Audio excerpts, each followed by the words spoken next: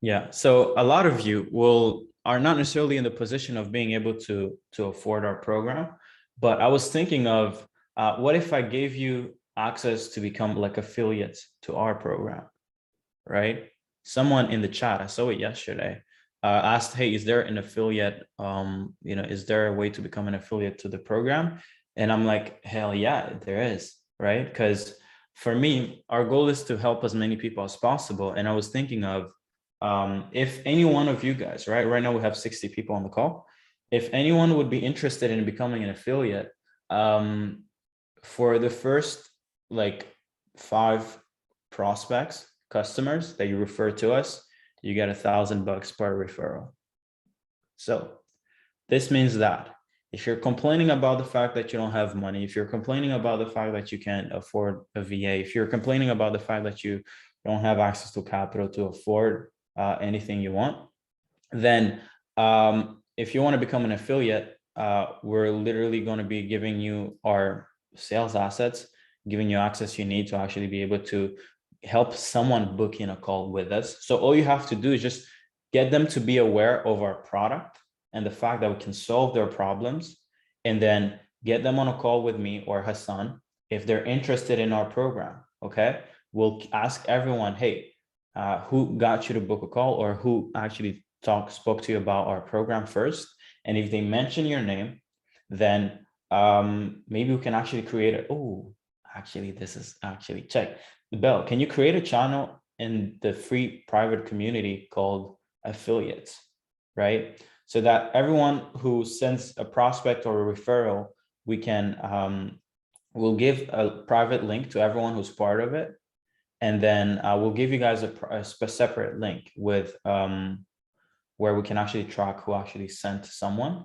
And then everyone who's interested in becoming an affiliate, you just make money off of our brand, right? And I think that would be an amazing way to get you guys to make some money without needing to become like crazy, build a business, right? A lot of you guys, I think, I'll go over this another day, but you can make a lot of money from being part of our company. But yeah, who would be interested in that? Let me know in the chat. Because I think you guys have access to a lot of people who could benefit from our service. And all you need to do is just do the link them with us, and then let's send you some checks. I think that would be sick. So yeah, we'll make it more formal and actually more straightforward. Okay, but that's it. So let's get into giving you guys more value. Let's get into it. All right, so day 4. So in today's training, I want to go over the 50K to 100K a month sales process, and also, what you need to build or what you need to put in place in order to make sure that you can actually sustain 50K to 100K per month. Okay. So let's get into it. So shoot for the moon. Even if you miss, you'll land among the stars. This is what I always try to focus on. I never set a goal that is something that I believe I can achieve. I always set something that is ridiculous, right? But somehow it ends up working. And I believe that if you have the following systems, if you have the following structures in place, you're guaranteed to have many 50K to 100K per month. Okay. Now, what is the first thing that you need to focus on? We spent a lot of time on day 1 talking about this, and it still needs to be focused on, right? 7-figure mindset and thinking. If you're looking to add an extra 50K in monthly recurring revenue in the next 90 days, the best thing you can do in order to achieve it is to aim for 100K to 500K in MRR. This is literally the key secret. Like, if you were to ask me like, hey, Serge, what can I do to get to 50K per month? I wouldn't tell you, hey, build an appointment setting team. I would just simply tell you, just aim a bit bigger, right? And some people would be like, okay, but why?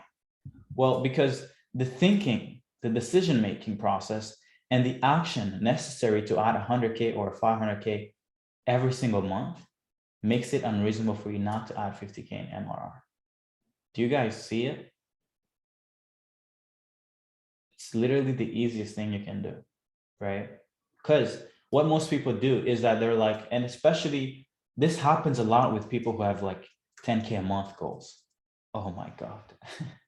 If you have 10K as a month as a goal, you will literally have the hardest time to get to 10K a month, right? And that's why most people who have 10K a month never get to 10K a month never get to actually achieve that goal. Why? Because they're thinking, or the actions that they're thinking of is like, oh, I can do outreach myself. I can leverage, one automation tool. I can take care of sales calls myself. It's like people who are wanting to aim for 10K, their thought process is so small that the actions that they end up taking end up not really generating any outcome, right? And you don't even feel bad if you don't get to 10K. If your 10K a month is your goal, and you stick around 5K, 6K, 3K, 4K, 8K, you never actually end up feeling bad. But if you had the goal to hit 100K a month and you don't hit it, then you're not going to be feeling bad. But if you do end up, if you do, I don't know what I'm trying to explain right now, but like, I hope everyone understands it. But like, by you having 100K as a month goal, it literally makes it unreasonable for you not to get 10K a month, because the actions that you'll end up taking will automatically open up the gates to literally making like 10K every single week, right? So, and the goal with everything that I'm going to share is just everything that you would have to think of if you're looking to get to 100K a month, right? So let's get into it. The next thing you would do if you want to get to, let's say, 100K a month, you would ask yourself, well, I can't get to 100K a month charging like 1,500. And even if you were to charge 1,500, which is possible to get to 100K a month, you need like 50 to 100 customers. But in order to manage 150 customers a month, well, you need a team of like 30 people. Our client acquisition team is, we're less than like 8 people. We're probably like 6 people, maybe 5, right? I had someone come on. I had a client recently who was like, oh, we just hit a seven-figure run rate, but they told me that they had 27 employees. I was like, well, what the hell?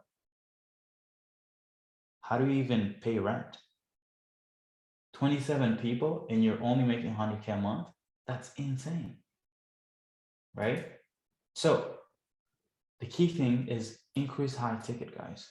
High ticket solves all problems, okay? Do everything you can to charge more. I don't care if it means becoming a neurosurgeon of Facebook ad, TikTok ads, email marketing, or simply owning the whole hospital full of surgeons in these specific niches, okay? So a lot of you guys are like, oh, but I can't do this, I can't do that. Well, I don't care. Figure it out, right?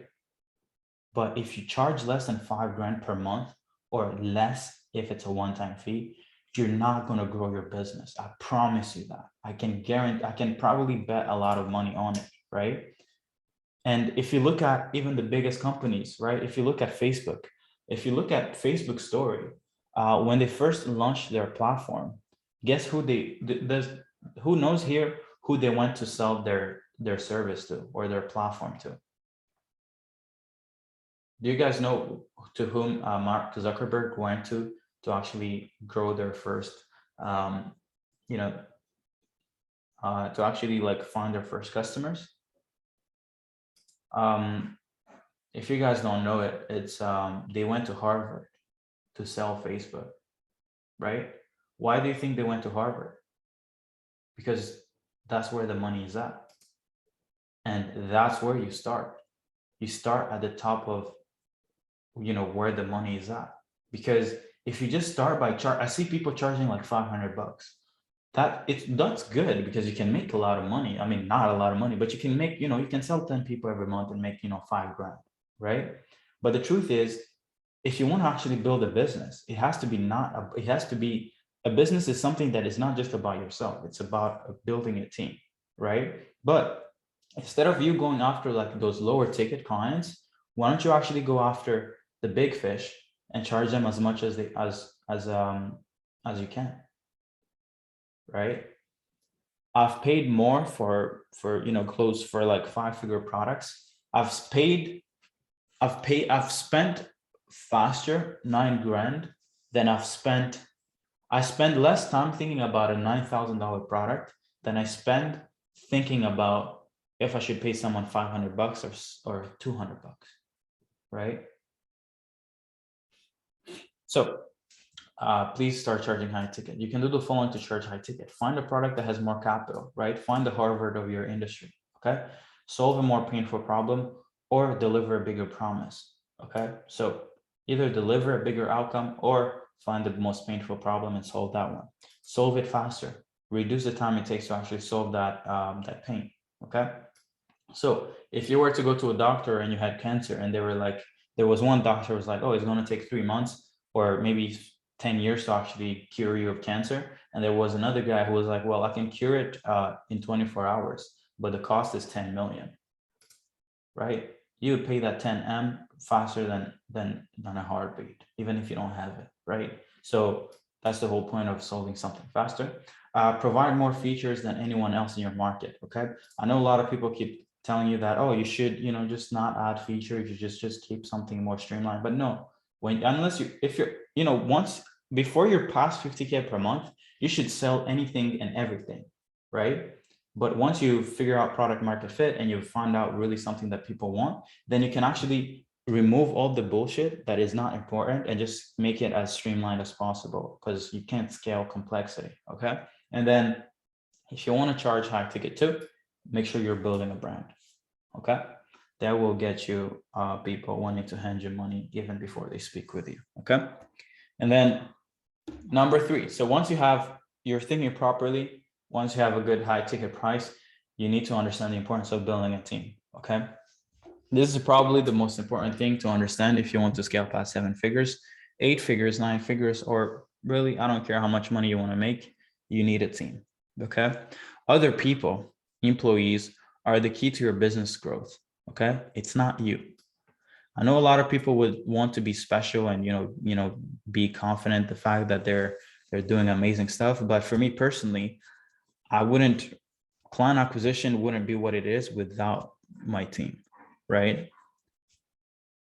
Of course, I make a few decisions here and there. I decide on where we're taking this company, but most of the stuff is not me who does them, okay? So, and the issue with this online space is that it has us confused that into thinking that a business should be made up of 5 people and 90% profit margins. And this way of thinking is limiting the potential of newer entrepreneurs jumping in this game, right? And this kills me, right? Imagine, what would you rather have? Would you rather have 90% of 10K a month, or would you rather have 20% of 500K a month?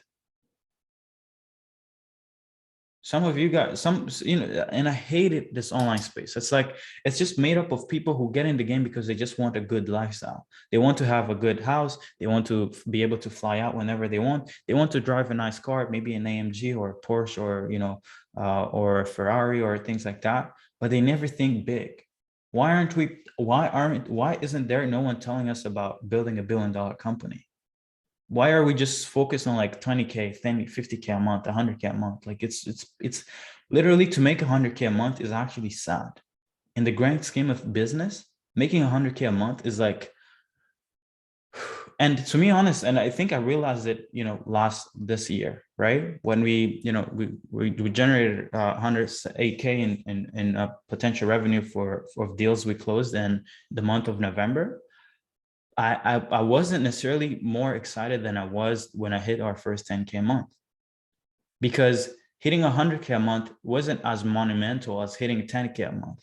Hitting 10K a month was proof of concept that I can actually pursue my dreams and actually build something functional for society. But 100K a month is just a function. It's just like another stepping stone, right?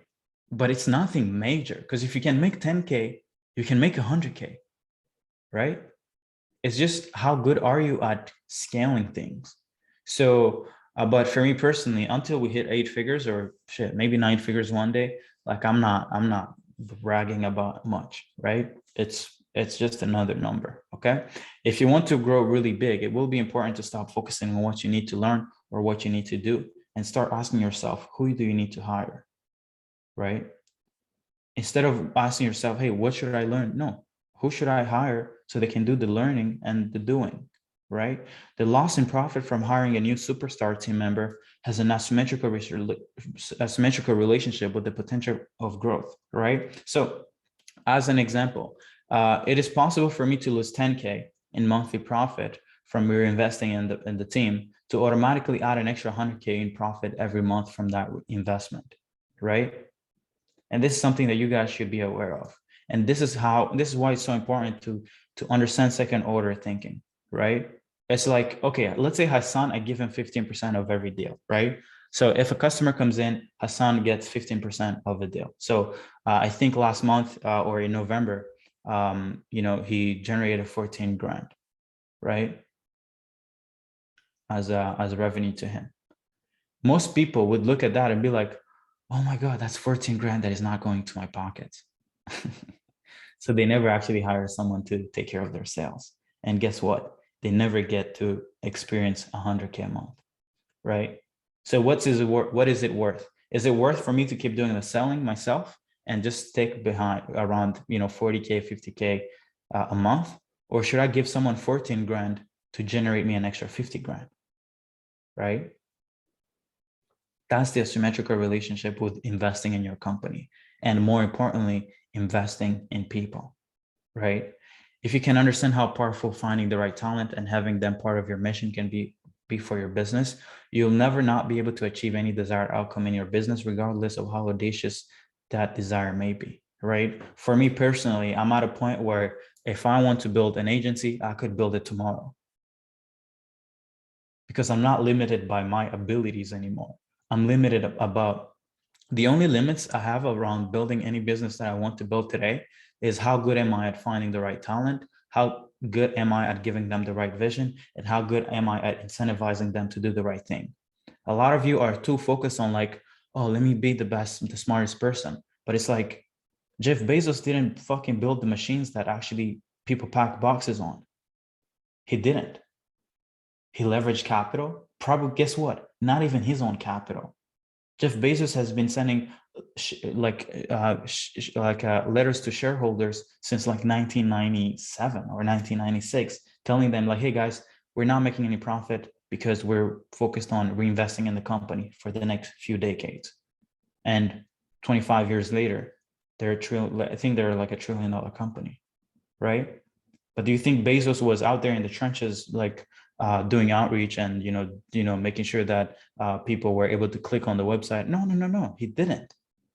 He went broke. He leveraged capital. He leveraged someone else's capital to build a system that is so productive that they could afford paying off the debt or the loans that they took out from other people. And because check this out, if you can build a business, right, that cash flows 100K a month, right? Profit. But let's say you start out, you don't even have any single penny, right? And then you need to, let's say in order to build a business, a structure, because every time you think of a business, you need to think of it as a system. A lot of people think business like, oh, it's an offer, it's this. No. Think of it as a system, okay? A system that is supposed to be creating value for society and then producing a specific return, okay, on the value. So you get paid for the value created in the market. So let's say you want to create a 100K a month profit business, okay, which is pretty good. 100K profit is pretty good, okay? But let's say you're thinking that, okay, I need someone who's good at product market fit. So I need to find someone who's really good at creating offers for a specific market, okay? I need to build a structure around appointment setting. Okay, I need to build a structure around our backend. I need to build a structure around our onboarding and things like that. And then every time, so you end up thinking that it's going to cost you 500K, which is a lot. You shouldn't need $500,000 to build this business. Funds needed. Okay, and then you go out there and you raise 500K. Okay, well, And then let's say it takes you 6 months to build it. Okay. And 500K includes ad spend if you need to get attention at fast. And then check this out. Well, if you are able to finish building it in 6 months, that means that it will take you another 5 months to actually pay off this debt. And now you have 100K a month profit, or you didn't need to do anything on the 12th month. So that's how people who leverage capital are making way more money than us, right? Because we're struggling into, oh, I'll build it myself. I'll build it myself. I'll build it myself. But if people who are in the venture world, right, who invest in businesses, get to access outcomes faster than us because they can leverage, they understand the importance of leverage. Okay. So for me, if I get to a point where I'm like, okay, I need to scale past, 8 figures in less than a few years, I personally don't necessarily think I'll need to raise funds from the outside world. But if I do need to do it, I will do it because I'm pretty confident in my ability to create 100K a month profit, multiple businesses that can produce 100K a month profit, right? So, but you need a team to do it, okay? Now, after building a team, you need an audience. If you were to ask me, hey, Serge, is it cool for me to rob a bank so I can afford to buy an audience? I tell you, yes. Even if you go to jail, your audience won't go anywhere and you'll come back and ready to solve their problems and you'll get rich after, right? Like that's how important an audience is. So if you don't have an audience, like you better start working on it. Where do you find audiences to buy? You can use YouTube, okay? Find influencers in your space who are, already at maybe offering a slightly lesser, good of a product to your audience. So let's say they're offering a solution that doesn't guarantee the outcome, then find their audience, and then turn them into your own audience. You can also leverage podcasts. Okay. By the way, if you're in the program, I'll actually show you how to go and do this. So, but I'm not going to go into it because it's pretty good stuff, but one day you guys will figure it out. But Google search specific niche digital product. Okay. So if you're targeting traders, then find, people who are, find digital products, digital courses around trading, and then join those products and then find a community that comes with those products. Okay.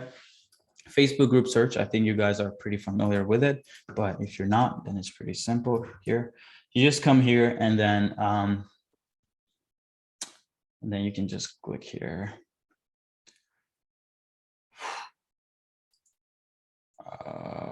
So yeah, if you can just find, groups and just say if you're going after ecom, just click here and just find ecom stuff.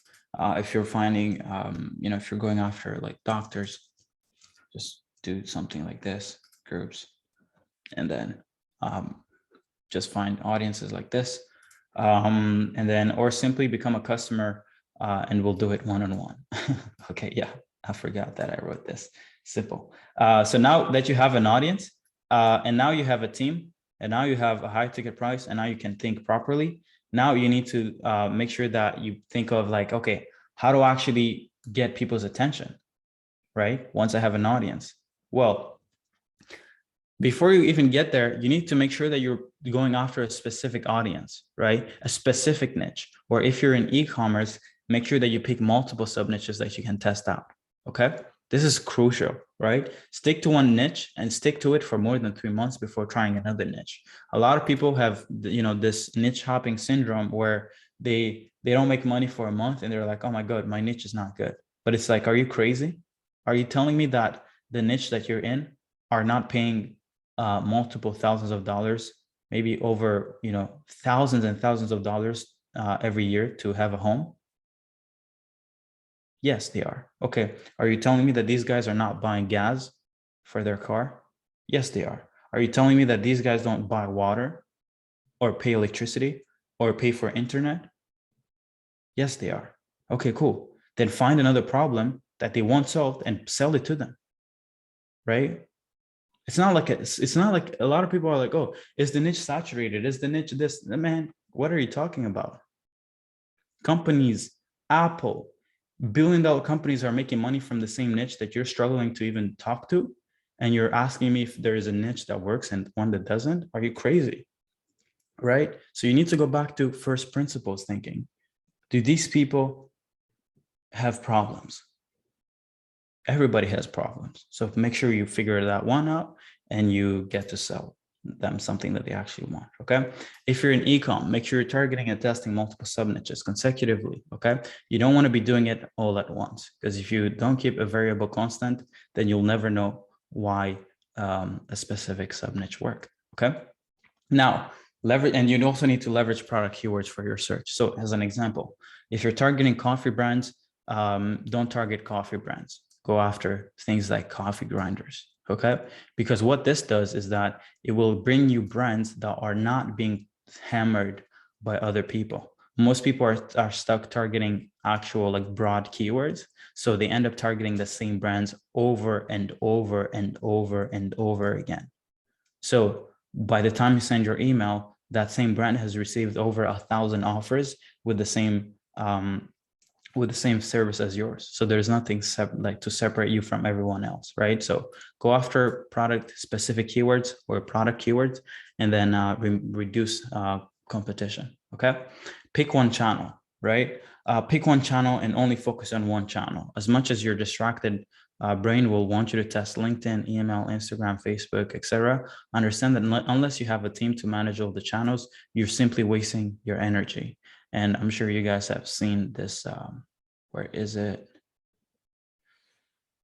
Oh, I think I deleted it. 1 second.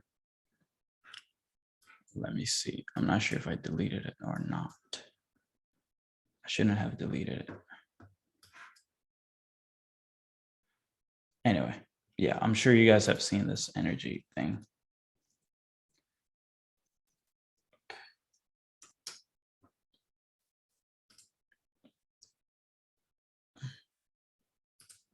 I'm sure you guys have seen this, right? So what ends up happening is that most of you are on Instagram, you're on YouTube, you're on email, you're on this and this, and then you never actually get to get any, you don't get to get far. But for us, we focus on one channel and we get really good at it. So, pick that one thing, pick that one sub niche, pick that one offer, pick that, that one channel to get attention from. Okay. Don't be distracted, please. Okay. And this goes for everything in your life. And then leverage virtual assistants. Okay. A lot of you wanted to go over this. So let's just first discuss why do you actually need virtual assistants. The fact that you don't delegate or build a team to systematize is so important. Every area of your business will keep you broke and sad for a few lifetimes. Okay. So the most important thing is why I think building a team is so important is just the consistency of the thing, right? If you're doing outreach from Monday to Tuesday, and then Wednesday you're sad and then you don't do it, and then you pick up back again on Friday, and then on Saturday you're like, oh, I have to go out with friends, I can't do it, then you're not building a business. You're just doing it's like a hobby, right? It's like going out there and golfing. You're not building a business. You're crazy. Okay. So make sure that you focus on systematizing every area of your life, especially in business. Okay. Now, a lot of you ask, okay, hey, Serge, where do you find virtual assistants? A good website you guys can use is onlinejobs.ph. This is essentially just come here and then you just post jobs, and then you'll get applicants. Okay. Another place where you can do it is, so let me just show you guys a quick example of a job post. Let me actually just go back to here. You can do something like this. So, hey, I'm looking for an appointment setter. Type of an employment, any. You can say full-time, part-time. You can talk about what you're doing. Hey, I own an appointment setting business, and we're currently looking to generate meetings for B2B service businesses. We have clients in niches like real estate, dentist, e-commerce, luxury watch dealers, lawyers. If you have experience in generating appointments on platforms such as blah, blah, blah, apply. You must have well-written English. If you don't, please don't apply for this position, as everything will be done through messages. If you have experience running Facebook ads, e-commerce, that's plus. You must be able to work on Eastern time. You must have fast connection and be available to work full time. salary, 500 bucks. We end up giving them hourly salary, not necessarily a monthly salary, but it's good to just put 500 just so it gets them excited. What specific skill set, appointment setting, what specific skill. The reason why I put Facebook ad is because a lot of our customers were in the e-commerce space selling Facebook ad. So it would be amazing if we got a virtual assistant who was already aware of the actual Facebook platform, not necessarily because they're going to be managing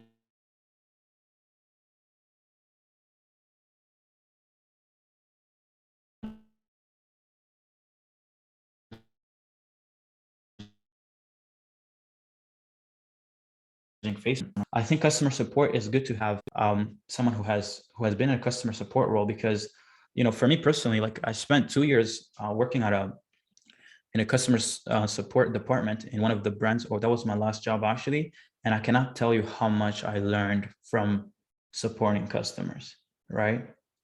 I cannot tell you how much valuable, although I wasn't making the most amount of money, I think that the skill set that it built in me was pretty sick, actually ridiculous. Like it teaches you so much about how to deal with people, how to make sure, how to, escalate, de-escalate situations.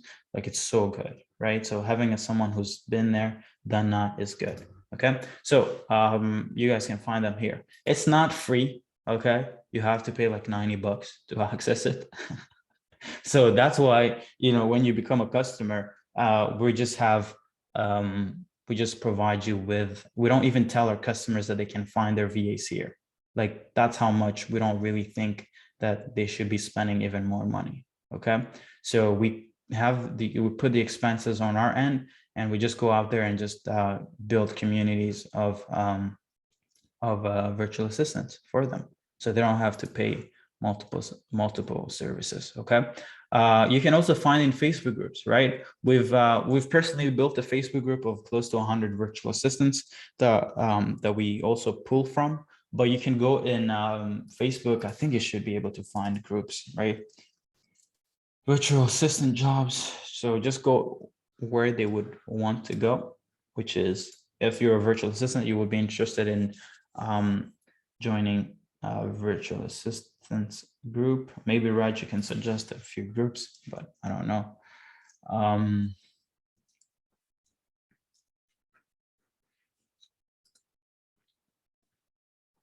Like, yeah, so virtual assistants Philippines, like that. That's I see Freddie, you're already in it. So that's good. Perfect. Now, how do you train virtual assistants? Okay. A lot of you guys are like, oh, should I train my virtual assistants? Well, first things first, you can't train a virtual assistant if you haven't done the actual work. That's just pretty straightforward. If you haven't done the thing that you're doing and expect that you're going to hire someone for $3 an hour and that they're going to build you the best outreach campaign, then you are delusional. Okay. And that's why I personally believe that creating a course is not the best thing. Because I could have made the $500,000 program a course and just told people everything that we do for them, and just told them, hey, here is how you train your VA, here's how you do everything like this. But the issue is, you or our customers have not done the thing that we've done. So they don't have the conviction and the experience to actually make the outbound prospecting campaigns work. So even telling you and giving you access to the training will not actually make everything work. But if you were interested in, training your VAs, this is how we used to do it. This is literally from, we started building this out in like December of 2020. Okay. So first training, second training, I made Looms for each person, how to message people, how to book them on a calendar, how to follow up, how to see prospect is the right fit, what to say when someone asks for the price in a conversation, daily workflow, how to know what first message to send, what to do when someone threatens to block or report us or spam on Facebook, blah, blah, blah, how to find groups, follow-up process in every channel. Okay. And then here we had some example of messages. Okay. Lemless training here, daily workflow here, Snove.io, Instagram training here. Okay. How to prospect using Instagram. So this is literally it. So you document everything.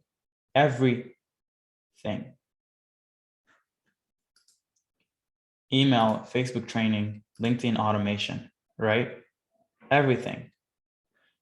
But if you don't have the patience to build all this stuff, then there's no point in you actually delegating it. Okay. Or if you can't, because what most people do is they just hire people and then just close their eyes. And then a month later, they're like, oh, this employee never did anything for me. But it's like, you never did anything for her or him, right? They're people. They need, if you, second law of thermodynamics. The second law, let's actually learn about laws of nature, okay? The second law of thermodynamics establishes the concept of entropy as a physical property of a thermodynamic system. Entropy change predicts the direction of spontaneous processes and determines whether they are irreversible or impossible despite obeying the requirement conservation of energy. So what entropy is, it's essentially said that everything should break. Everything leads to disorder. That's in your mind, that's in your team, that's in your systems, that's everywhere. So, if I was to go away and leave this condo, let's say I'm going to Europe and I never come back, I would come back here and find the place like a mess, even if nothing was here, right? So it works on every single angle. If I just come in here, like for us, I've started reducing the amount of meetings we get on our team, but I still want to get on team calls with the team, right? Before it was every day of the week, but now we do it, every other day, right? But if I didn't get on a call with the team and keep everybody accountable and keep everything motivated, then clientacquisition.io would go back to being a 10K a month business, right? Because of what? Because of entropy. If you don't pay attention to something, it will break, right? So make sure you build the training and then document everything like we just did here, okay? Now, once you're done, give access to the training to every VA. So for us, if I was going to hire virtual assistants, right? So let's say I'm in, let's say I go in Notion and then I look at our hub. And then let's say I'm like, oh, let me hire some of our VA applicants, okay? And then I'm like, oh, Georgia seems good. Aiden seems good. Razel has experience in Google Sheets and Instagram prospecting. And then let's say I find Mahmel. Okay, I'm like, okay, these 4 are good. Instead of trying to be like, oh, let me interview them, let me find the best fit, I'd be like, hey guys, here's the training. I want everybody to go through Facebook and Instagram training, okay? Once you're done, send me a message, okay? Once they're done with the training, give everyone a test based on the training that was provided. Whoever does a great job is the one you select to join your team. Let this process, it will work like natural selection. The good ones will pop out. The bad ones will self-select themselves out of this opportunity, right? And that's how I do it even with our sales team, right? Or that's how I did it, right? Right now we only have one team, but if you were to check out, Drive, or I'm gonna show you guys some of our in-house stuff. Let me show you.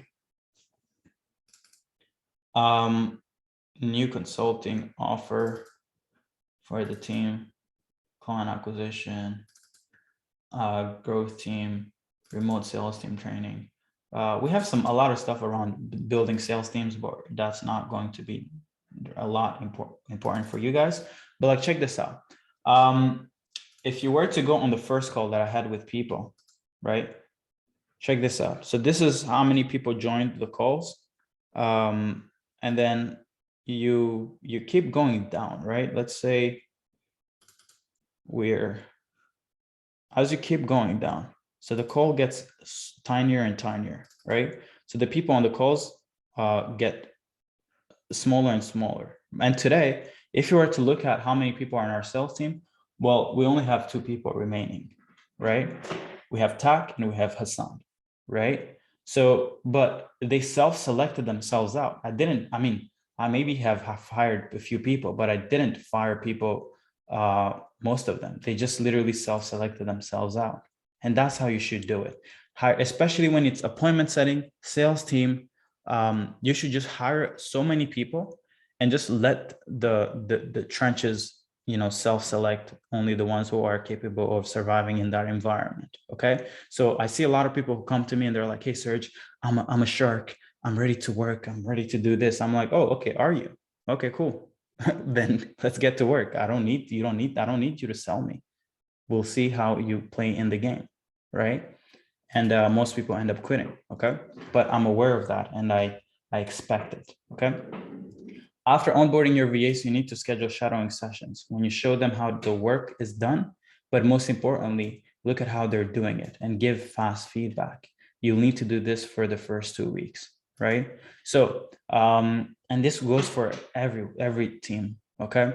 If you're training a VA, right? We do it for customers. So when a customer signs up, okay, and they pick a VA from our pool, we'll do a few things. We will give them the training. So we actually have a training for VAs. We will schedule 6 hours of shadowing sessions.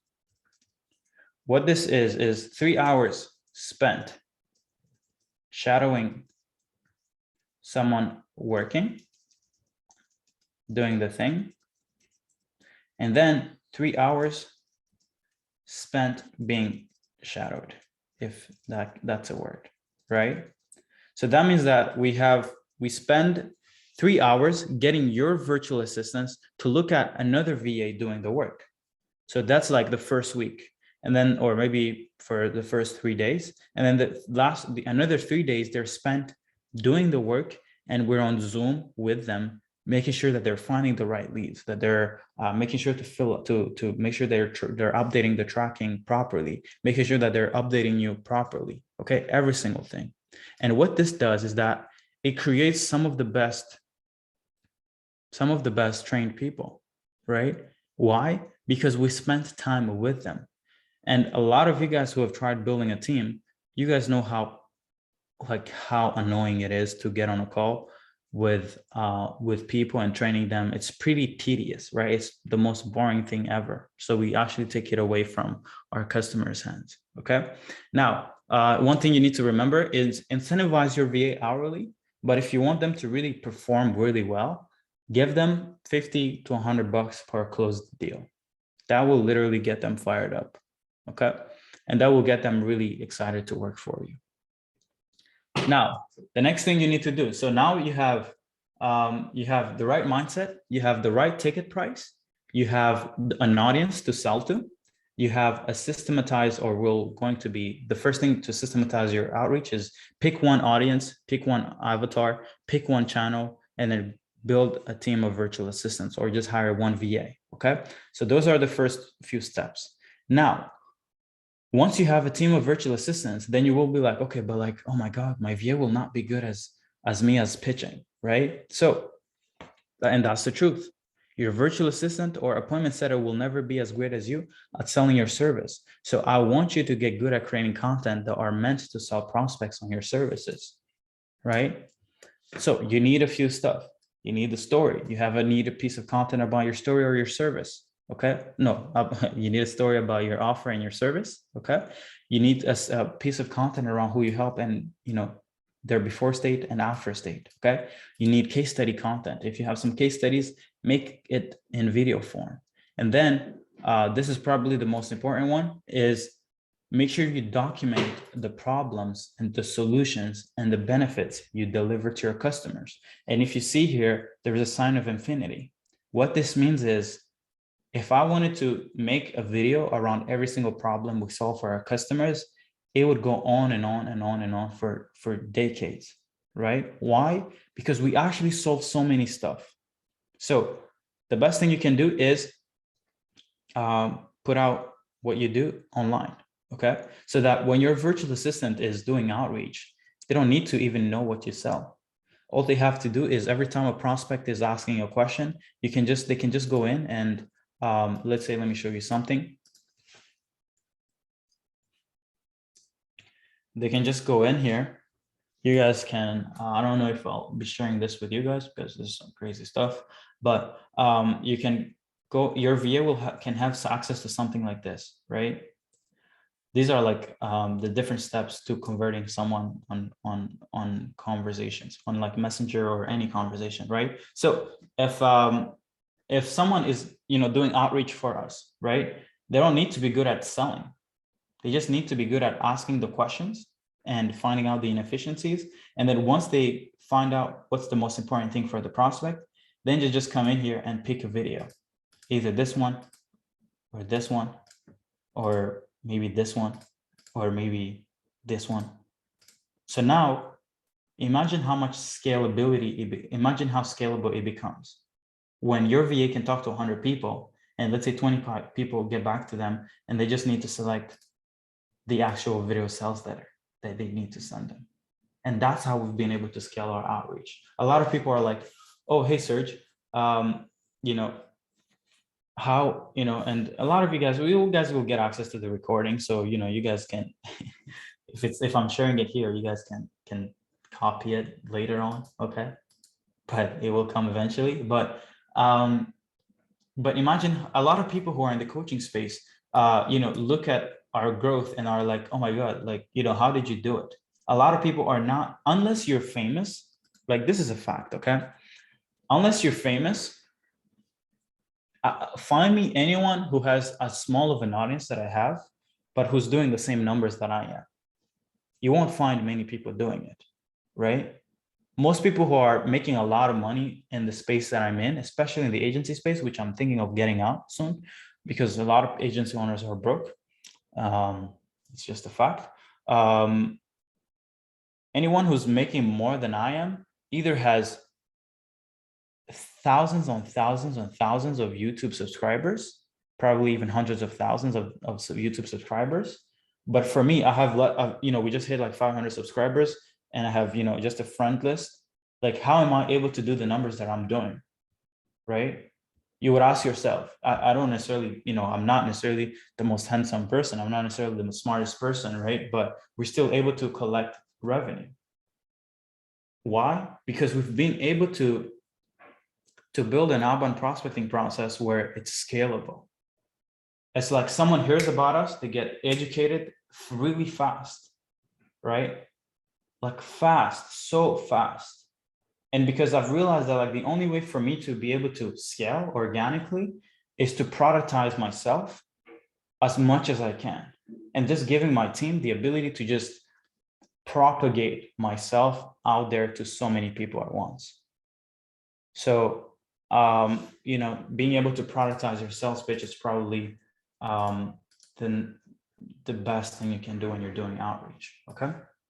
So, but you know, you can build these content. This is just for like, just to warm up people. This is not necessarily to actually sell them.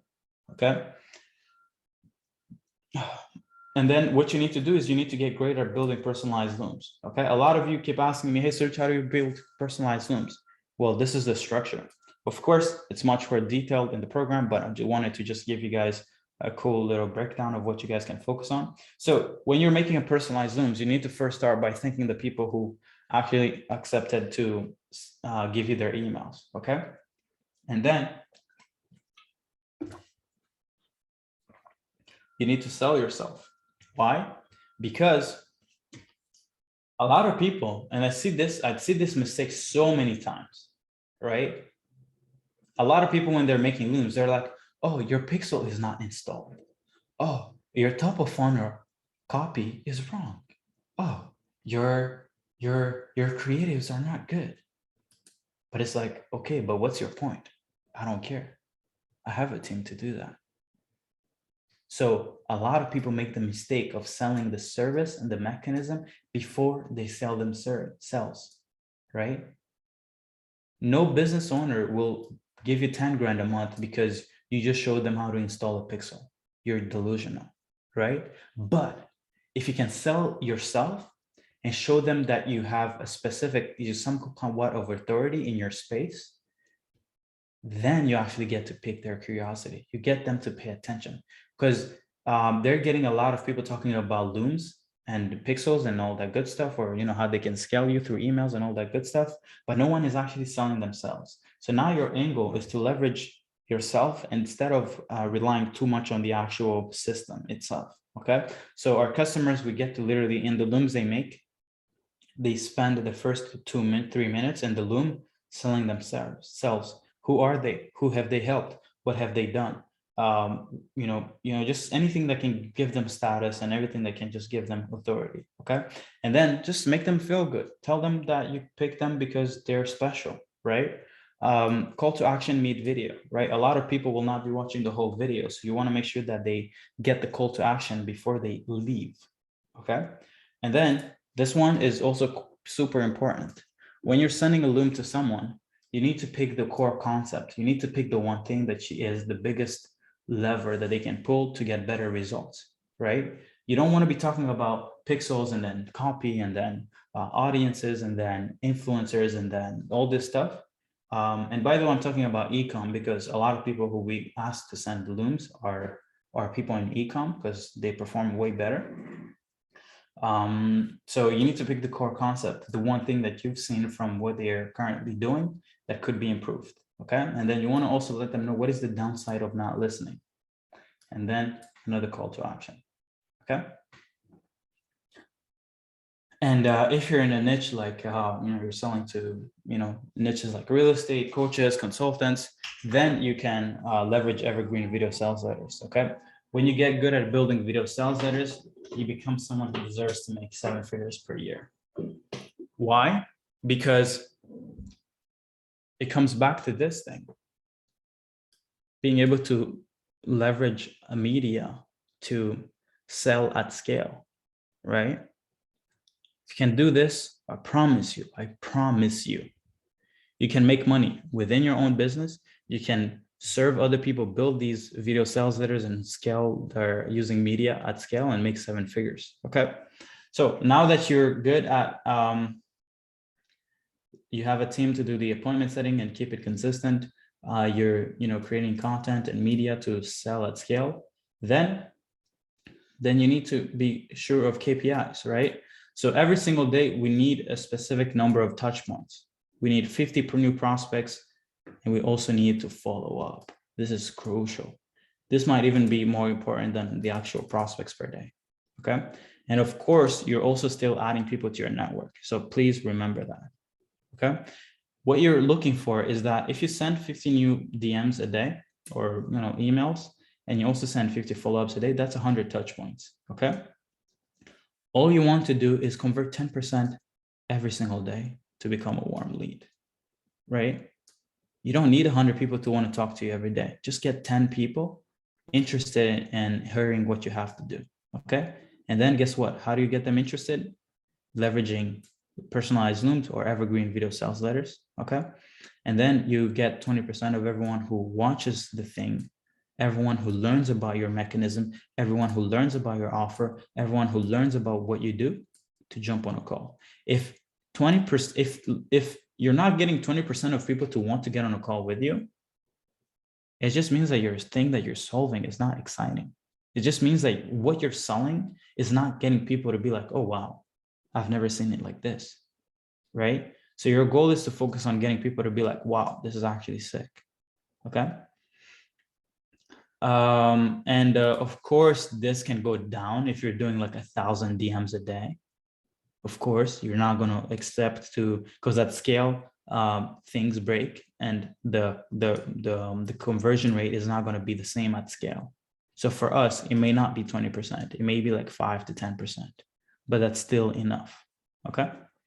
Now let's go over. So now that you have the right KPIs that you need to meet every single day, now you need converting mechanisms, right? So now how do you convert this attention, right? Well, it starts with even the booking process. A lot of you guys have a booking process that is shit. Okay. So, and by booking process, I literally mean your Calendly, your booking page. Okay. Everyone should have these questions on their booking page. Basic questions: name, email, phone number, provide information about how they'll receive, the meeting link. So tell them like, hey, you'll receive the Zoom link or a Google Meet link. and then click here to make sure that you show up. Okay. You want to ask them about their current monthly revenue. You want to ask them about the revenue goal for the next 6-12 months. If you don't solve revenue issues, then talk about the metric that you actually help improve. Okay. Ask them briefly to describe their current situation. Question about their desired state. Ask them to describe it. Ask them a question about their current obstacles. Ask them if they have a budget to invest. Okay. A lot of people will be worried that this will turn off people. Is it true? Yes, it is true. It will turn off a few people.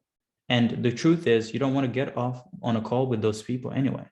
If someone is in business or they're looking to solve the thing that you solve, they will not be worried or afraid to answer these questions, right? So put them there. And by them filling it out, it's literally giving you more like, it's like them committing to wanting to get on a call with you because you're adding friction to the call.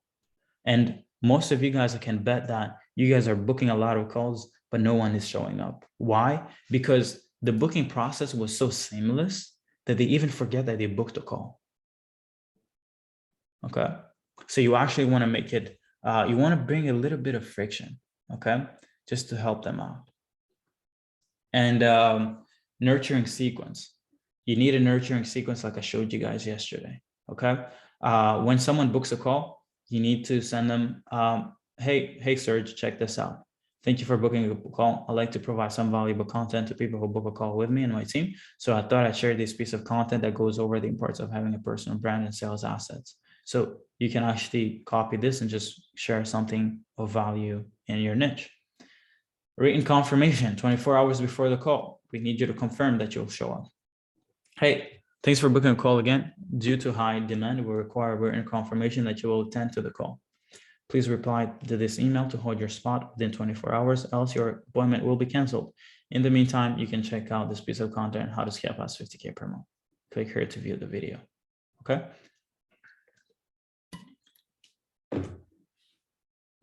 You don't need to cancel the call if they don't answer, but it just gets people to pay more attention to your call, okay? 12 hours before the call, another piece of content. Hey, 20K in MRR in 8 weeks, find this helpful. Hey, I look forward to chatting with you and hope that I can provide a great value to during our strategy session that you can implement to grow your business. In the meantime, you can watch this video where I go over how my virtual assistant scaled me past 20K per month in 8 weeks. So if someone is interested in virtual assistants and they check out this video, well, they're just going to be sold before they even get on a call. Pretty simple, right? Now, the next thing is every person that you ever get on a call with, you need to put them in your audience. This is so important, guys. Okay. So create a Facebook group. And a lot of people are like, oh, how do I direct traffic to the group? Well, this is one way you can do it. Hey, thank you for booking the call, or thank you for showing up to the call today. I like to provide some valuable content to people who book the call with me and my team. So, okay, so this is the wrong screenshot, but this instead should have said something like, hey, thank you again for having jumped on this call. Here is a link to a free Facebook group that I've created to share some of the stuff that is working for our customers. Okay. And then, so now, even if they don't buy, they end up being in a group where you can actually end up warming them up even more later on. Okay. Personalized video sales letter creator. Okay. So if you want to be really efficient in converting every single lead that comes into your pipeline, then you will need people to be creating personalized videos for prospects. Okay. Like this is, I know this is not efficient, but trust me, there's nothing like receiving a personalized video, right? You know, you can literally send a personalized video to Jeff Bezos and he will see it. Like that's how efficient it is. Because it's just more energy, right? It just gets people to be like, wow, this person actually, you know, he's giving me something really valuable, right? So make sure that you build a team or build or delegate it, because I know it's pretty draining making personalized videos, right? So, and this is why, you know, for our customers, we try to take it off their hands, right? So if you come in here, we have VSL creator applicants pool, right? And we have the VSL creator program where we actually train them on how to make like looms, right? And we even have multiple loom feedback that I give to customers that they have to check, so that by the time they start making videos, they just know all the feedback, all the mistakes that they could have, that our customers have been making, and they just try to steer away from them. Okay. But like, this is crucial. Okay. And, you know, it's literally like a cheat code. Now, once you have a way of converting people, even once they're in your pipeline on videos, then you can, you will need to delegate sales, right? Is it okay for the VSL to be made by someone else than us? Yeah, it's totally fine. Yeah, I mean, at scale, it doesn't matter who's making the video. It just matters that they're good at making it and they're good at conveying the transformation that you offer. Okay. Now, the next one is sales rep commission, right? To be honest, this is optional unless you're in an industry or you're selling a service that is pretty scalable, like a program, right? If you're not selling a program, I would say that you don't really need like a sales rep. Why is that? Because most agency owners can't handle more than 5 new customers a month. So you can afford getting on 5 calls a month. You don't need to delegate it, right? But if you want to get past 100K a month, then you will need to start thinking of hiring sales reps, right? So if you're doing less than 50K a month, I don't think you need a sales rep, right? Unless you have like a communication barrier or you don't have time. If you have like another job, okay, cool. Maybe get someone else in place, okay? And only source sales reps from your network. Don't go buying closer services unless the people selling these closers have actually closed for an offer like yours, okay? And this is so crucial because a lot of people think that selling is about being good, right? It's not about being good. There is like I think in order for someone to be good at selling your thing, they need to have conviction. How do you get conviction? You get conviction by actually having used the thing that you're selling, or having created the thing that you're selling, or having spent a lot of time thinking about the thing that you're selling. So if you go out there and you pay $2,000, like I did back in the day, I paid for like a service called Closify, and I did get a lot of closers. But the issue with these closers is that they have such an ego. They're like, oh, I've closed $1 million in sales, or oh, I've closed $500,000, or oh, I've closed 7 million. But it's like, okay, so what? It doesn't mean anything, right? What I want you to do is leverage people who are already in your space, who understand your service. So if I was an agency owner and I'm looking to delegate my sales, I would not look for closer services. I would just go in a group and find an e-commerce agency group. So something maybe like Quantum Leap, and be like, hey, who here would like to help me close some deals, right? 20 to 50% commission. Commissions for agencies deals, like retainers, bring them even close to 50% of the first month. If you're selling a high ticket program, you can do, 10 to 20%, right? But make sure that you're going after the right audience that has access to what you sell. Okay, so that's how I would delegate my sales. And then you shouldn't get a sales reps unless you can provide a consistent flow of appointments. This is also crucial. Closers are incentivized on performance. If you can't generate them meetings, they will not stay. It's simple, and don't waste their time. That's why I'm like, if you're making less than 50K a month, you don't need a salesperson. Just do it yourself. Okay. If you have figured out your appointment setting process as a high ticket product. So if you have a really good appointment setting process and it's booking you meetings, if you have a high ticket service, a good size audience, you can think of hiring commission only end-to-end sales reps to scale past 100K a month, right? What does this mean is that you get someone who can find the leads, talk to the leads, convert the leads on a meeting, take care of the meeting, take care of closing, right? So now they do end to end. And that's how you get to 100K a month, right? Finding people who can do everything. Of course, you need to train them. You need a ramp up process of a sales team, and it should be like 2 weeks. So I showed you guys earlier, let me show you one. Let me see. So if you look at here, right, this is like some of our remote sales team training, right? So we have some of the assets here, like becoming and staying at 500K 1M producer for client acquisition.io. And this is deep. This is deep. This is like the type of stuff, like, this is so deep that you wouldn't even know like what to do with it, right? So this is like a sales process, like everything from the time you wake up to the structure of a sales script to everything, okay? And you need to have something like this for your sales team. If you don't have it, then you don't need a sales team, right? But if you're looking to get past 100K a month, then you need to have everything. You need to have sales meetings. You need to teach them about tonality and body language. You need to teach them how to create status delta, right? You need to teach them about posturing, right? You need to teach them about the fact that they need sleep, right? You need to, the mindset of becoming an amazing salesperson, to close. So this is something like that I built for our team.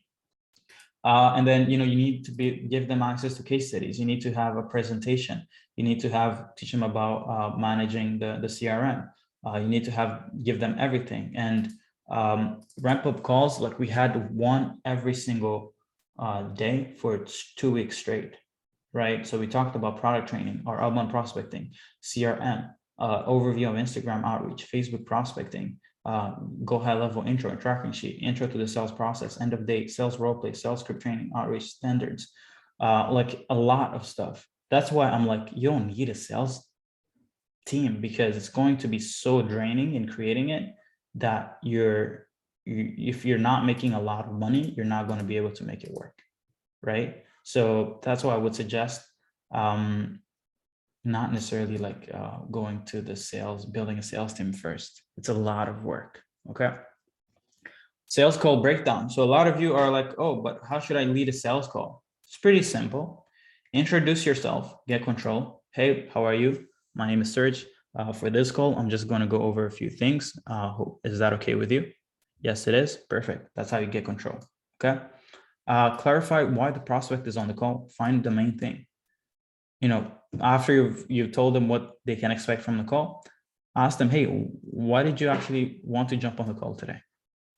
Let them tell you why, okay? Once they've told you that, then gather information about the prospect and their current situation. Ask them, hey, what kind of business are you running? What are you doing? What have you been dealing with, right? Find out everything, okay? And then once you find out what could be the main issue, then label them with that issue. So are you currently struggling with X? Is that correct? Find out why they want it solved.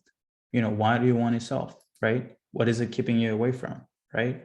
If they have access to capital, find out if they have capital. Ask them, hey, if we were able to solve this issue today, would you be able to allocate capital to this solution? If they say no, then you make the decision is, should you continue the call or should you just end it there? Because there is no point in talking to someone who can't buy from you, okay? And then you want to also overview their past pain, solutions, and find landmines or limiting beliefs that could keep people from not buying, right?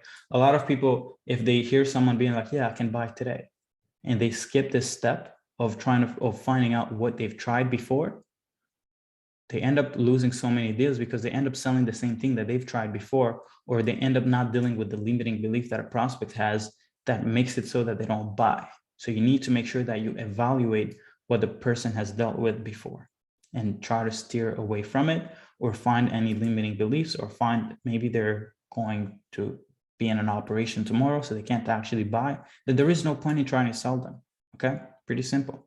And then once you figure out everything like this, then acknowledge the gap, label them with the problem again, and ask permission to share your solution, right? Hey, cool. So I understand that you're dealing with this and that you want it solved, ASAP, that you have access to capital. And so now is it cool for me to walk you through our solution? Walk them through the solution, okay? That makes it unreasonable for them not to solve the problem, okay? And once you're done with that, explain away their concerns and show proof to cement the fact that your stuff is good. So once you've finished walking them through, they'll have questions. What you want to do is explain those concerns away, right? And then you want to also have proof.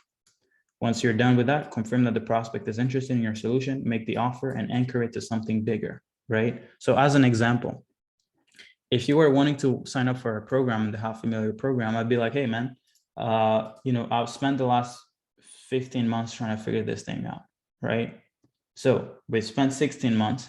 I've spent close to $250,000 in expenses trying to make this thing work. So everything you're getting access to is 16 months of work and $250,000 in expenses. So it's only 10 grand. So you best understand that there is value here, okay? So you want to anchor it to something bigger, or maybe you want to anchor it to the fact that they could build a team in-house and who could do the same thing that you're doing, but it's going to cost them $150K a year, or maybe $250,000 a year if they build a team, right? Anchor it to something bigger, but then give them an offer. And then once you give someone an offer, you need to shut up and not say anything. Get them to say no or say yes, okay? As we know, incentives run the world. So if you want everyone to buy your offer, simply pay them to so much that it's ridiculous for them not to buy, right? So literally pay people, right? So when you're on a sales process, when you're pitching a price, I would suggest to just pitch twice as much as your service normally costs and literally shut up, right? One thing is for sure, prospects love to say no to the first price, and you should actually expect it. So expect no to the first price and be like, okay, cool, no worries. Ask them if they really want a solution. And if they do, give them a 30% discount, give them a 50% discount if they buy the same day, not 24 hours later, not this week, not tomorrow. If you buy today, you get 50% off, right? And boom, people will be like, okay, you know what, Serge, fuck it, let's move ahead, right? Yeah, that's pretty much it. That's pretty much it. Oh man, Jesus, these presentations are going crazy, man. It's like a workout every day.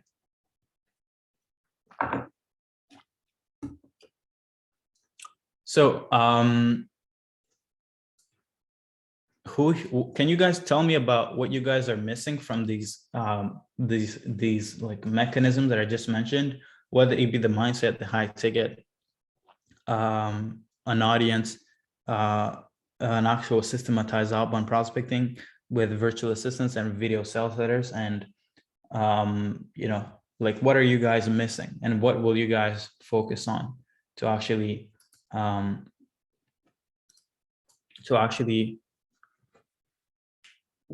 to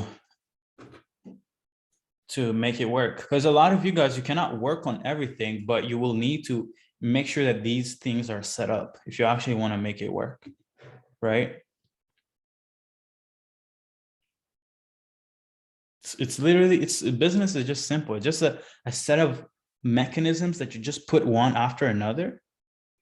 And then after that, it just becomes seamless, right? You just start making money every day and you're like, wow, how did I do it, right? So yeah, let me know in the comments what you guys yeah, see, like Liam, you know, it's hard to take it all in and there's no way we can implement it all on our own. And of course it's true. And that's why you know, we hit 100K a month because everything that I just showed you guys, and this is why I'm willing to, and check this out. And this is why I thought that it's so stupid to keep this information and charge for it, right? Because check this out.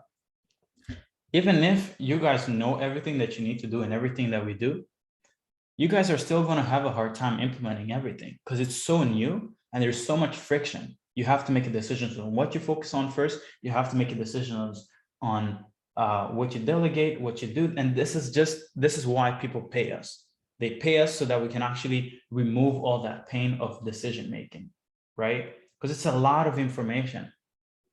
And, you know, I know a lot of people are like, I know a lot of people will tell you, or even I myself in my messages, or even the ad that I launched, I was like, oh, in 14 months, I was able to go from 30K a year to like, you know, being able to generate 100K a month. But is it really true that I did all this in 14 months? No.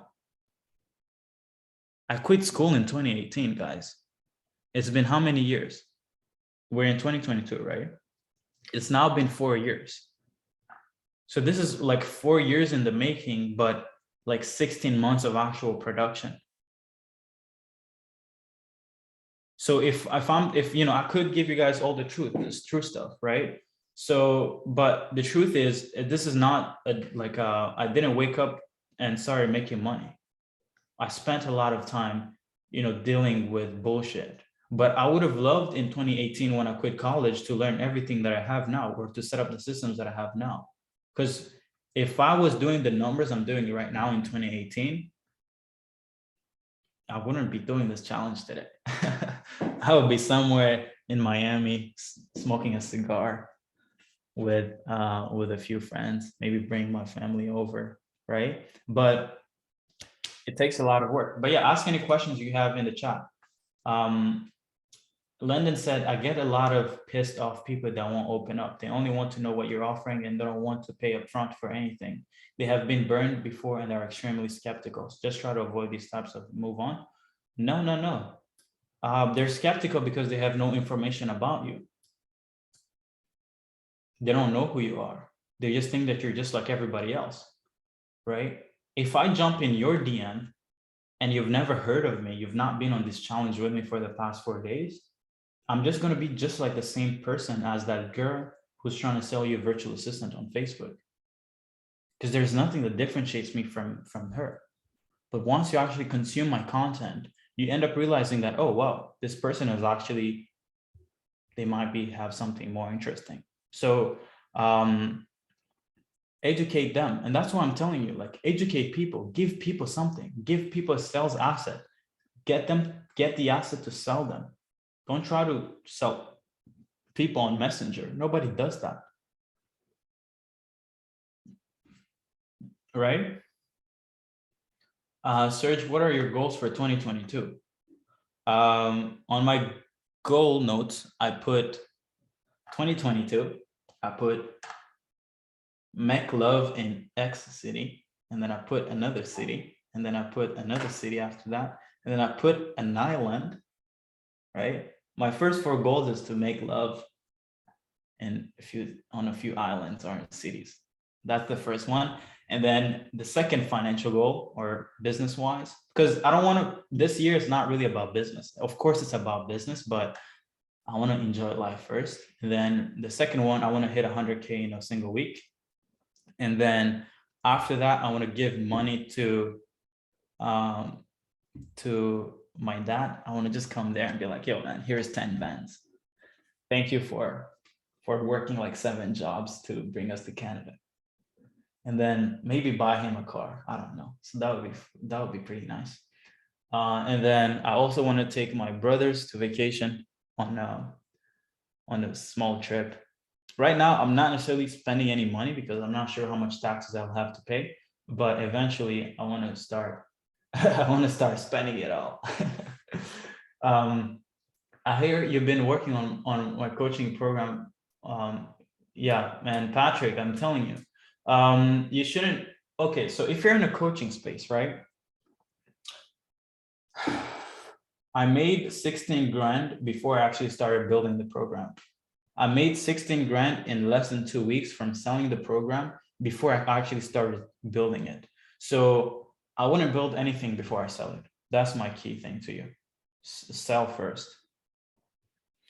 Can you explain price anchoring again? Won't it make prospects skeptical if they see a 50% discount on the pricing? No, Anchoring is not the same as the discount. Those are two different things. Anchoring is someone comes in to buy your thing, okay? But let's say you're an agency owner, or let's say you're a coach, okay? Or let's say they're looking to buy our program, right? Our program, let's say, is 10 grand, okay? But if the person tried to do it themselves, what would be the actual cost of the outcome? So if someone wants to get to 50K per month, the option one is, hey, just buy our program, we'll help you do it. It's 10 grand, or do it yourself. Do it yourself. There are more costs that are entailed. Time, expense. So you don't, for us, we'll help people, go to there in 3 to 6 months.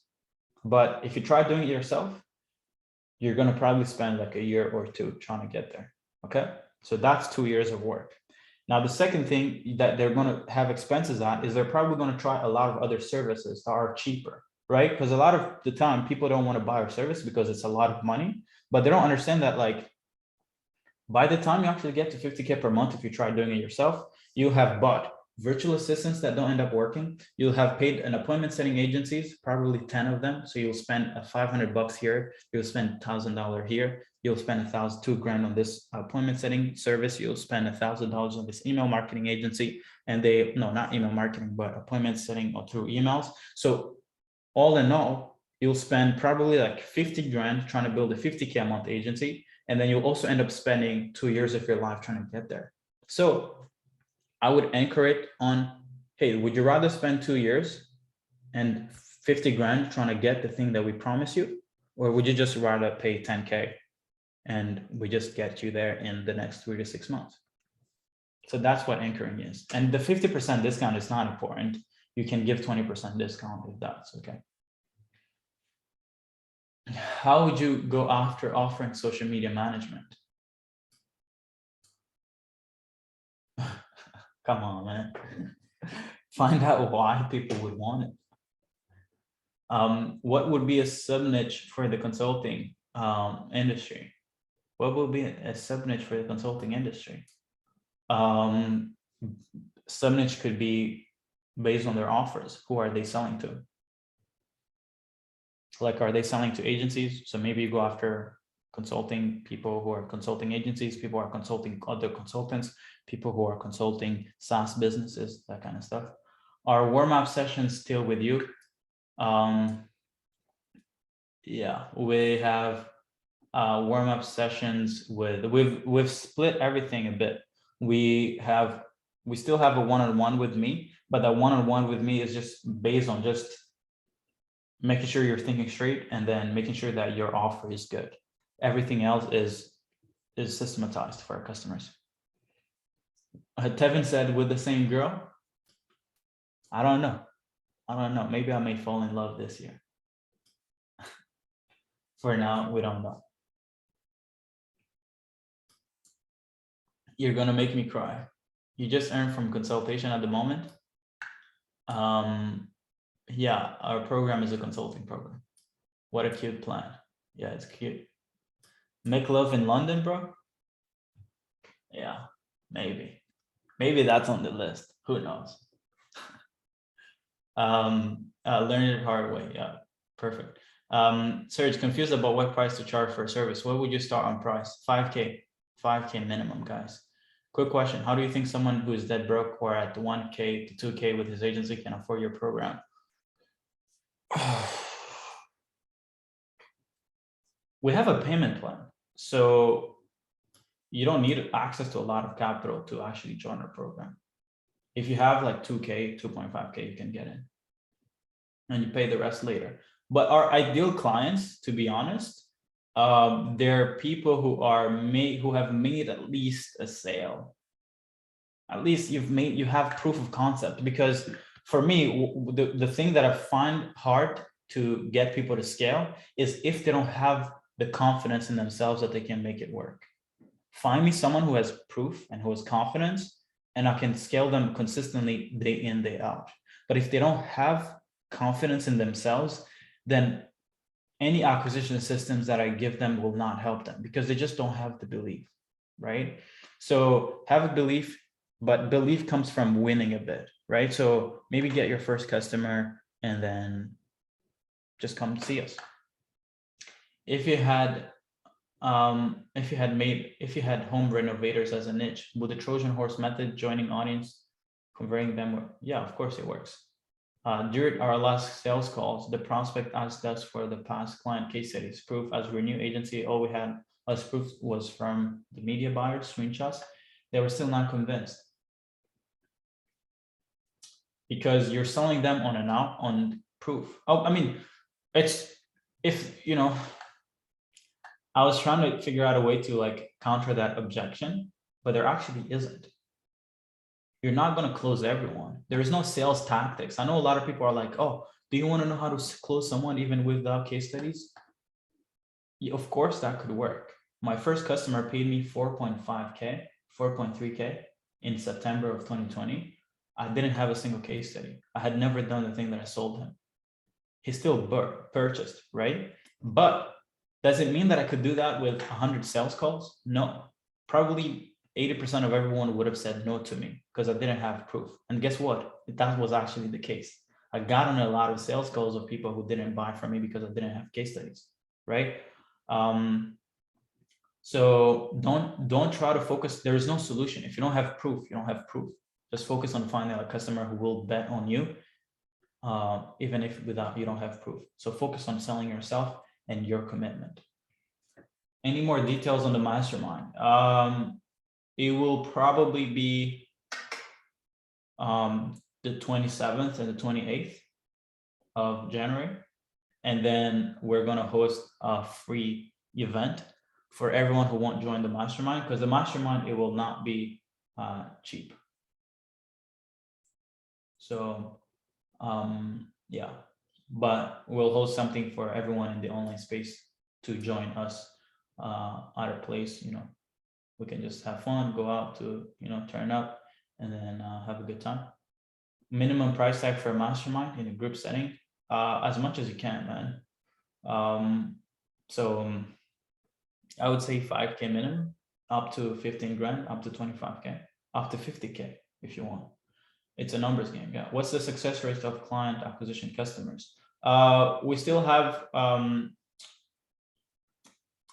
low success rate because we launched the program in August, September. So it's only been like 4 months that we've been running this program. So I can't say that I'm the king of client acquisition, right? So I know a lot of people will be like, oh yeah, everybody's winning in that program. But the truth is, no, not everybody's winning. But they're definitely winning more than they would on their own. So that's the right question. It's not what is the success rate? What is the success rate compared to the success rate of going at it alone? Then yeah, our success rate is pretty sick, right? But I'm not saying that everyone who comes in our program wins. Because if I did that, I would be a stupid liar. What do you think about the fact that high ticket lead gen is dying via Spursify lead? What? Nothing is dying, man. Just find out who needs it. Nothing is dying because not everyone gets results from the program. Yeah, exactly.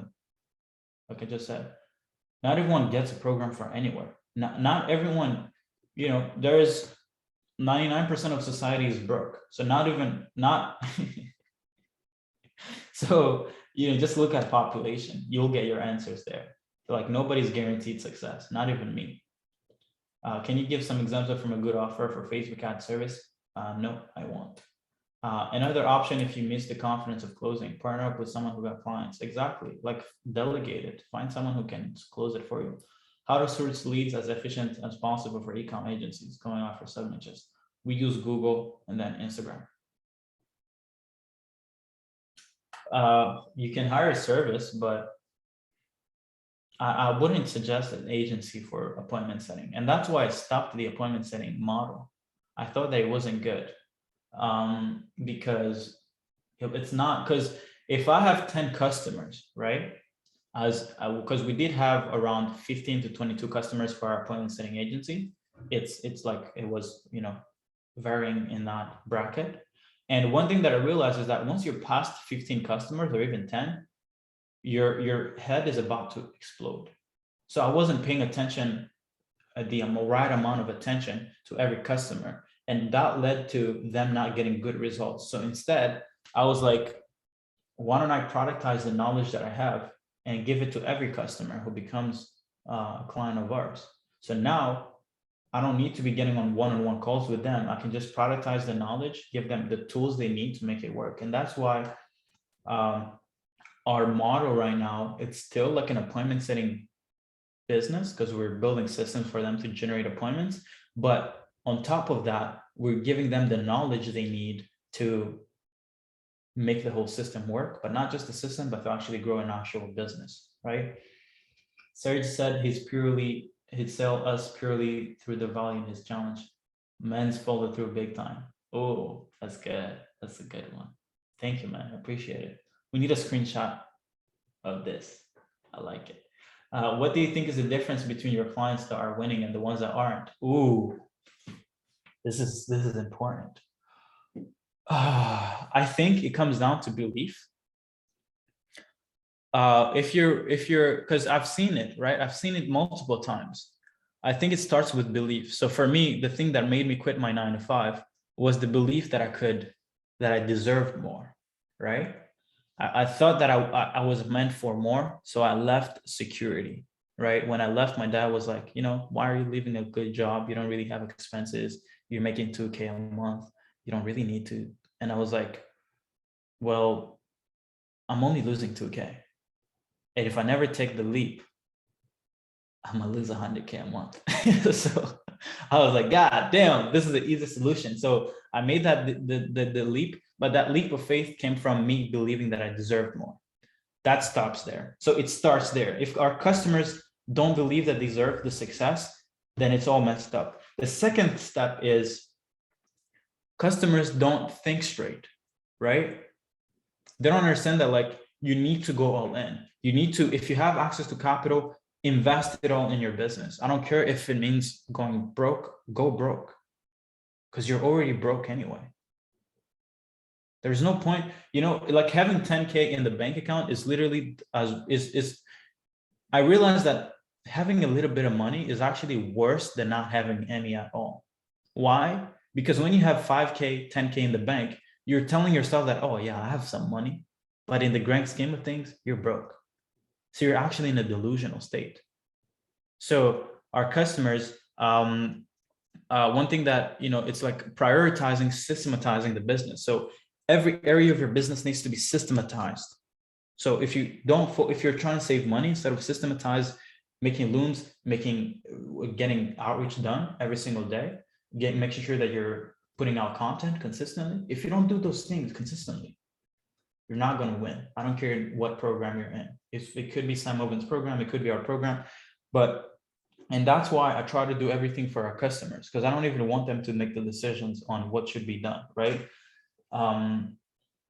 So belief, consistency. Customers who aren't consistent don't win automatically. Like if their outreach campaign stops for a week, it's done. So those who aren't consistent don't win. And then those who don't also implement everything, right? So they come in and they're like, oh, Instagram outreach doesn't work. Oh, the whole program doesn't work. But I'm like, are you serious? Are you serious? And then I'm like, but I show exactly how to leverage strategic partnerships. And if you look at, let me actually close this. Let me go show you guys on Discord. Serge signed a nice 3K per month deal. Thanks, Serge. Yeah, great job, man. I like that. So let me show you general questions. So check this out. No, this is not here. Strategic partnerships. So this guy leveraged strategic partnerships, Lewis.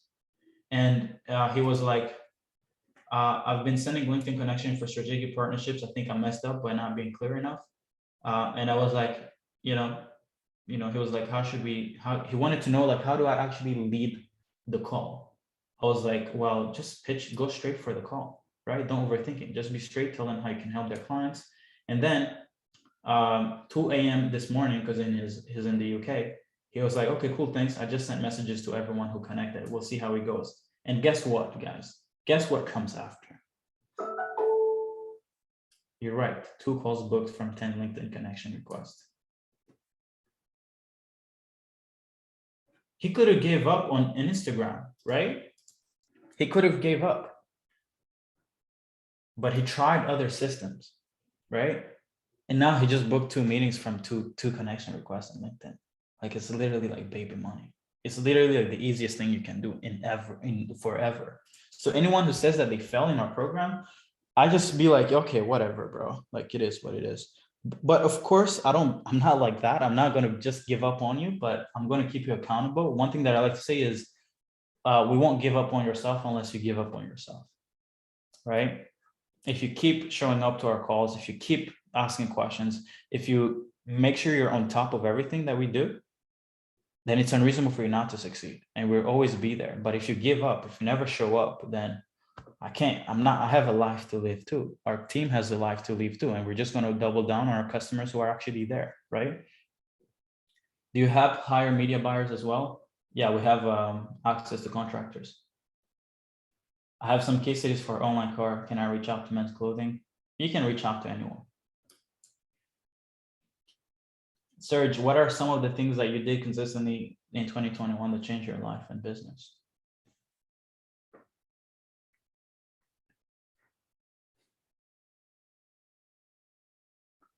Content.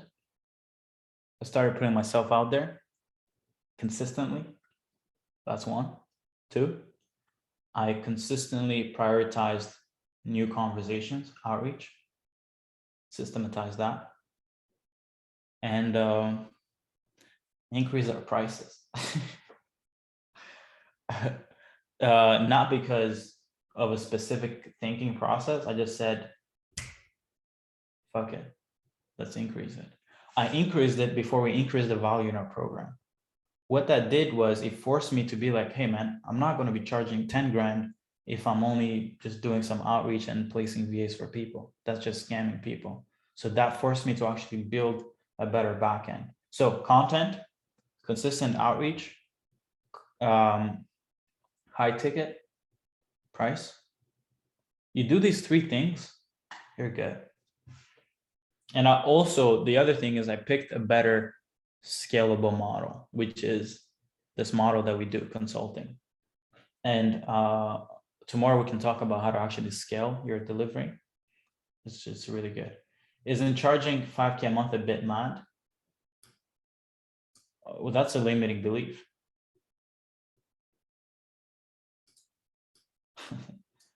I hope one day you get to see how people spend 5K. They spend it as if it's like 2 grand. They spend it as if it's like, oh man, I promise you, man, trust me. There's so much money out there. There's so much amount of money out there. There is so much, actually. I may actually have to double our prices again because there is so much.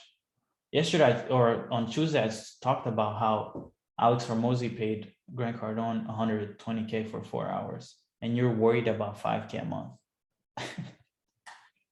The C is because you're focusing on the wrong thing. You're thinking about the price instead of thinking first, like, what are you delivering? What you should do is, what can I deliver to make it make sense for me to charge 5K a month? You shouldn't be like, oh, is 5K a lot? Yeah, 5K is a lot if you just are selling me like a bottle of water. But if you're selling me 50K a month, 5K a month is nothing. Can we get any e-com clients without any case studies? I think it's possible. Serge, do you think it's worth it to buy from the litter fishes who pirated your program? Yeah, I think you can do that, but they only are selling information, the same information that I just gave you for free today. So you won't really benefit from it a lot. The difference between our stuff and anyone who copies us is that they don't have the infrastructure. They won't be able to train your team for you. They won't be able to help you pick your offer. They won't give you the environment of people who are actually making it. They're just going to be selling you another course. If you want the information, cool, go buy it. And also we've updated our program, so it's not really the same thing that they copied. And by the way, I so don't care about people who copy our shit that we don't even remove them from our program. So that's how little of a threat they are. So here's what it is. How much should I charge for carousel designs? I don't know how much you should charge for that. What did you read, watch to positively change the way you think of money? I made money. That's changed my mind. I didn't read anything. Of course you can read stuff, but make money. That's the only way you change your mind about money. Cool. Thank you all for everything. Hopefully I answered most of your questions. Anyone wanted to just we have like 5 minutes left. Anybody wanted to jump on and ask a question? I forgot to get you guys to speak.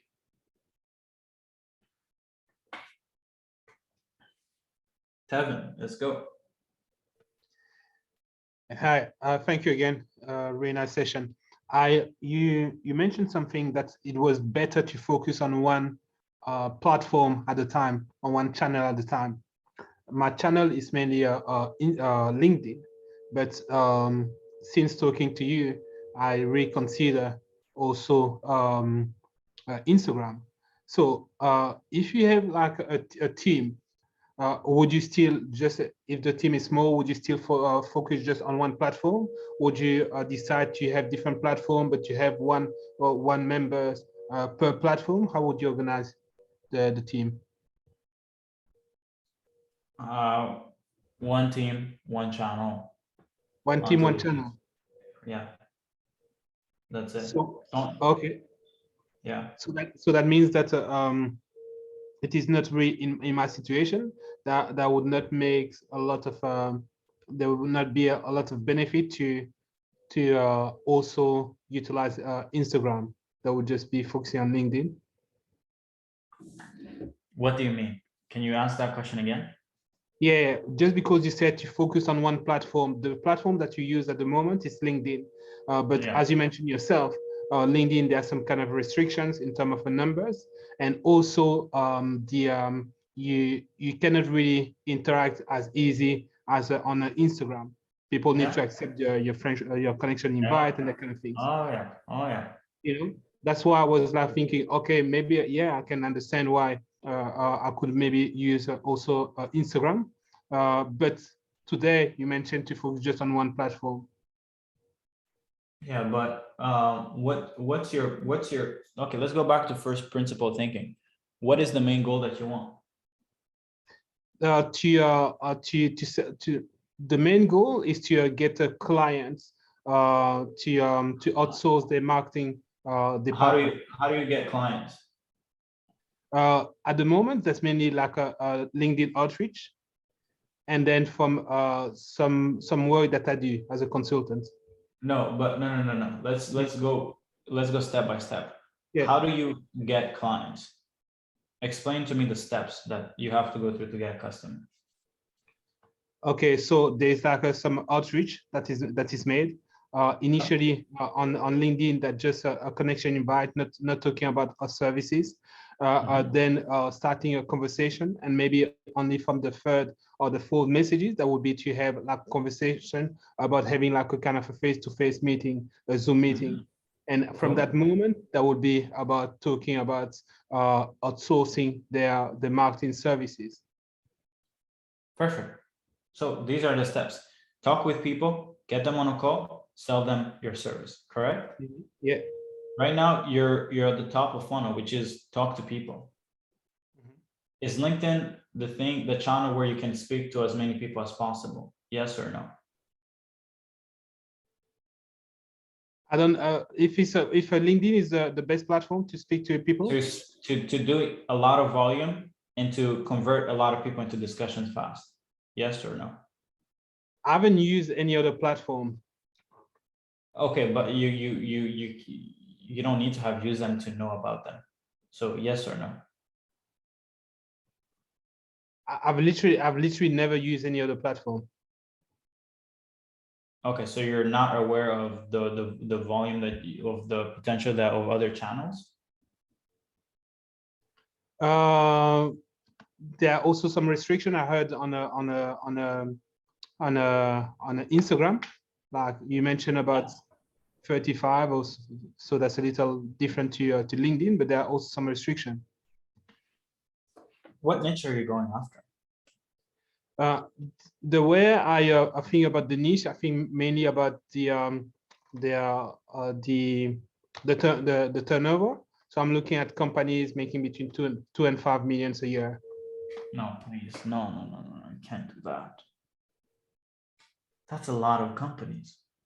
Okay, so that was my first selection, and after that, we are focused on a SaaS company, the company that I know the most, a SaaS company, but also okay.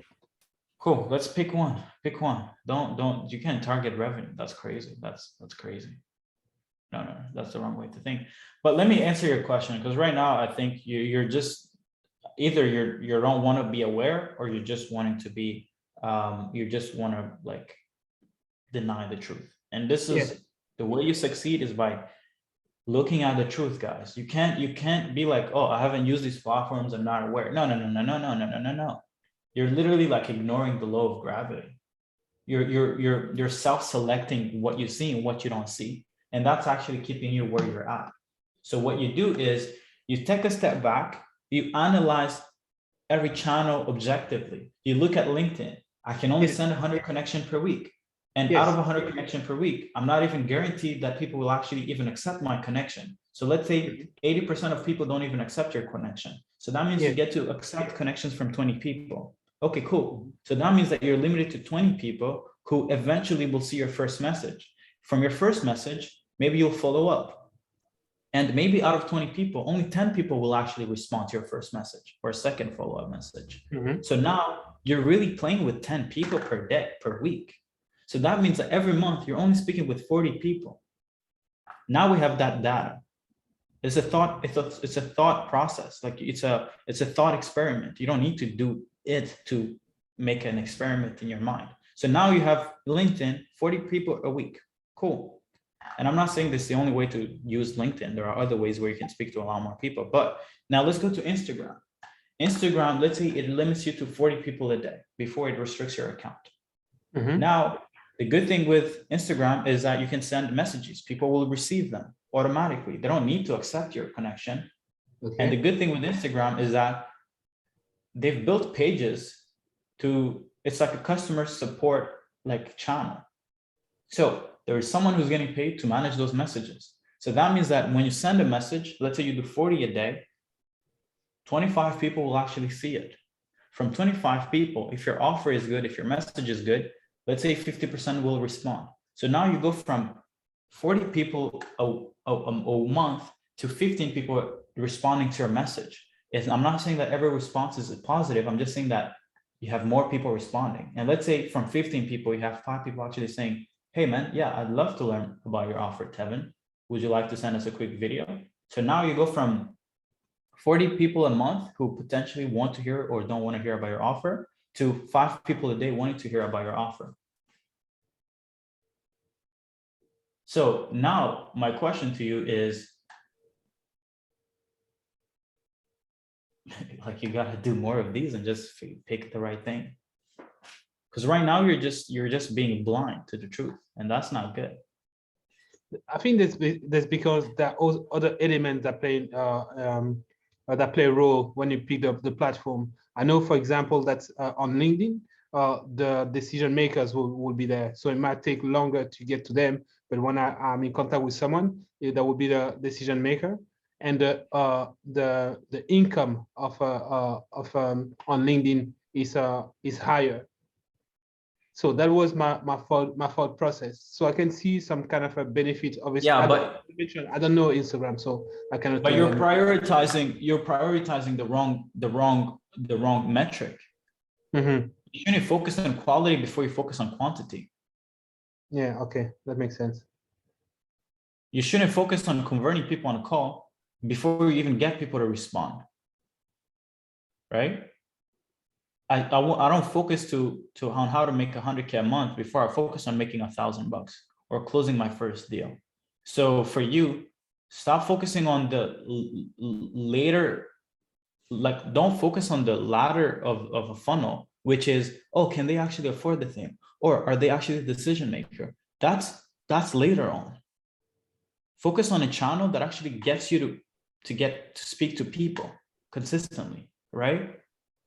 And that's why I tell customers, it's like, before we focus on if the niche can actually afford your service, let's focus on actually getting Loom requests. Let's get brands to tell you that they want to speak with you.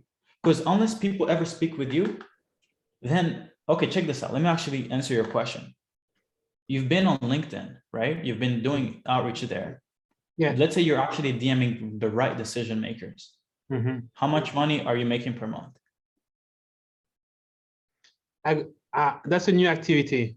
So the income that I'm making is also coming from a LinkedIn, but I cannot say that it's paid. How much? How much? Just say how much. It's not a big deal. Yeah, 6K. Okay, cool. How long have you been doing it? A year now. Cool. No, yeah, a little less than a year. Okay, cool. Let's say it's even 6 months. Mm-hmm. And you're still at 6K a month. That means that you're adding 1K a month per month.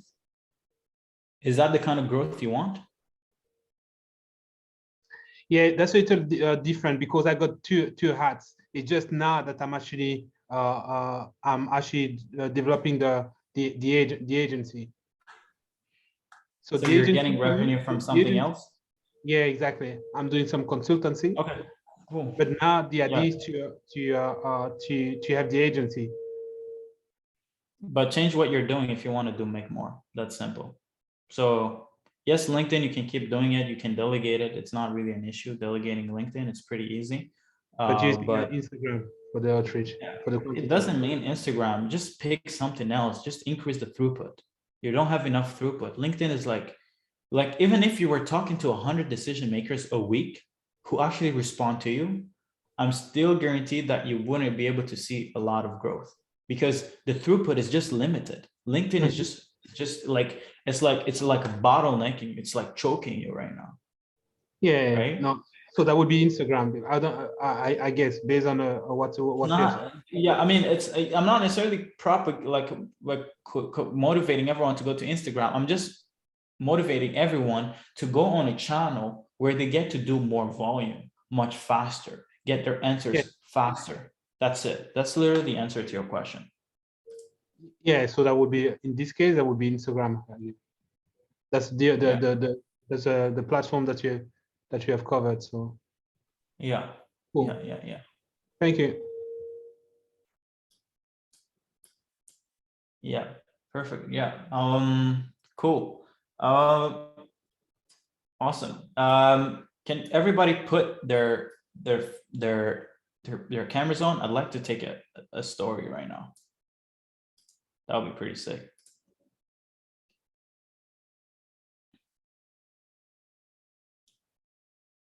Let's go to all the sharks. And maybe you guys can also take a story with just let's all share our love, guys.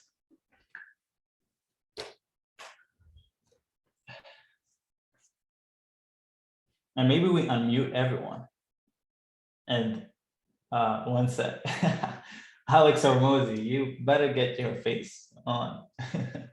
But yeah, let's get everybody on the camera, guys. I don't care if you're still in bed, if you're at work, just get your camera on. Should we get everybody on